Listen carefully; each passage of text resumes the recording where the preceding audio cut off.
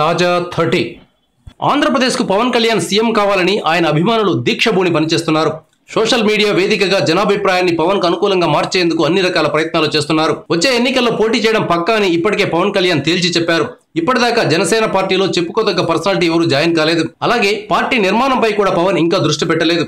బహుశా ఎన్నికలకు ఇంకా సమయం ఉందనే ఉద్దేశంతో ఆయన పార్టీ మీద పూర్తి స్థాయిలో దృష్టి పెట్టడం లేదని చెప్పొచ్చు. పార్టీ నిర్మాణం లేకున్నా వరదలా వచ్చే అభిమానం ఉండడంతో ఆయన ఏపీలో ఎక్కడ మీటింగ్ పెట్టినా జనం తండోపతండాలుగా వస్తున్నారు. ఇంత భారీ స్థాయిలో జనం హాజరవుతున్నా సీనియర్ రాజకీయ నాయకులు పవన్ ను ఆయన పార్టీని సీరియస్ గా తీసుకోవడం లేదు.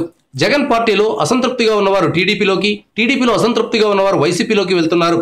కానీ జనసేనలోకి వెళ్లాలని మాత్రం అనుకోవడం లేదు. పవన్ కూడా తనకు ప్రస్తుతం రాజకీయ నాయకులు ఎవరూ వద్దు, అంతా కొత్త వాళ్ళు కావాలని అనుకుంటున్నారు. ఈ పరిస్థితుల్లో జనసేన పార్టీ ఒక సర్వే చేసిందని ఆ పార్టీ అధికార ప్రతినిధి సుంకర కళ్యాణ్ దిలీప్ వెల్లడించారు. ఈ సర్వే ప్రకారం 2019 ఎన్నికల్లో జనసేనకు 57 నుంచి 62 స్థానాలు వస్తాయని తేలిందని ఆయన చెప్పారు. కానీ పార్టీ అధికారంలోకి రావాలంటే 88 స్థానాలు కావాలి. దీనిని బట్టి పవన్ సొంతంగా సీఎం కావడం కష్టం.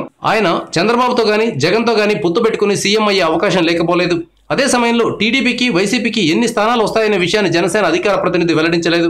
బహుశా టీడీపీ, వైసీపీ, జనసేనలకు ఇంచుమించు సమాన స్థాయిలో సీట్లు వస్తాయేమో. అప్పుడు సంకీర్ణ ప్రభుత్వమే గతి. ఏపీ ప్రజలు ఎప్పుడు ఏదో ఒక వైపు మొగ్గు చూపుతారు.